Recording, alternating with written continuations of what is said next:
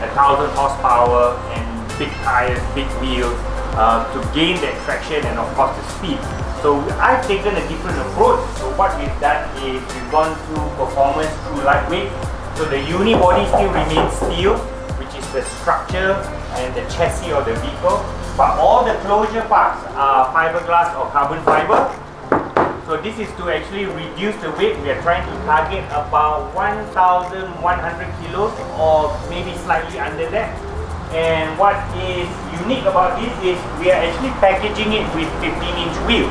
So what we've done is we packaged it with Toyo Proxus R888Rs, and it's a 205 front with a 225 rear. So this should give us good forward traction at the same time maintain stability as we go drifting around the corners. Okay, so we're down to the interior. As you can see, as I mentioned, the car is about 90% done.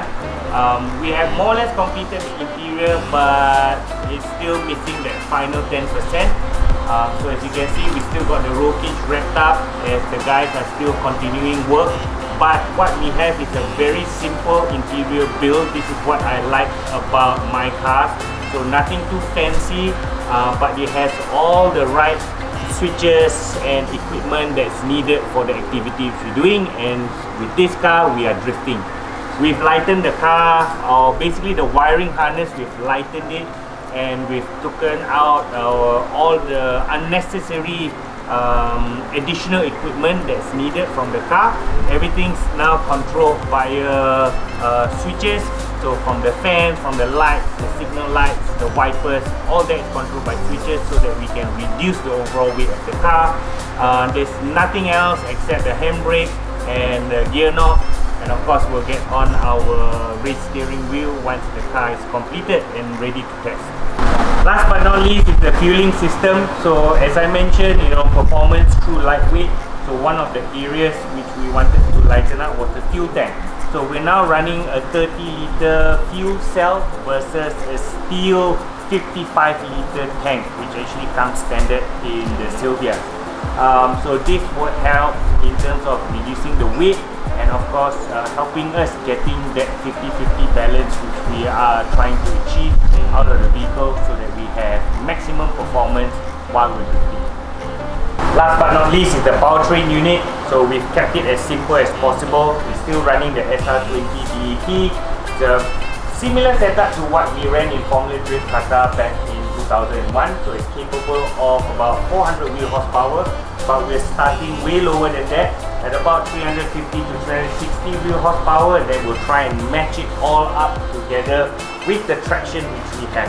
So we have to do the testing so that we can then fine-tune our package so that we have something which is strong and reliable. The biggest difference now versus the setup which we used to run is a 5-speed dog box, which is developed by Tonka. Yet to be tested, but I'm actually looking forward to it as we normally tend to break gearboxes while drifting, especially on the SR20. So this should be a very reliable package which we're putting together, and definitely looking forward to driving. Alright guys, so I've explained to you about the technical side of the vehicle and how we have put it all together. And now comes, of course, the interesting part, which is the livery and of course the aesthetics. So we have the latest Toyo Motorsports livery from Japan, which will be installed on the vehicle. So the guys are actually on the way, and I'm also looking forward to actually see it in the flesh.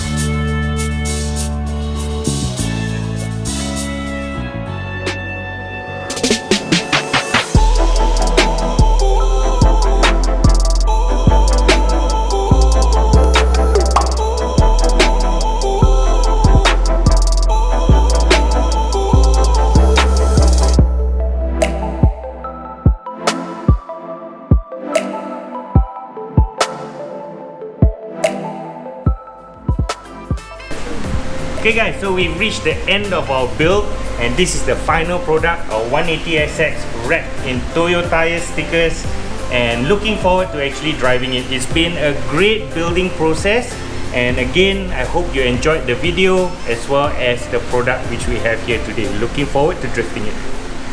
Toyo tires.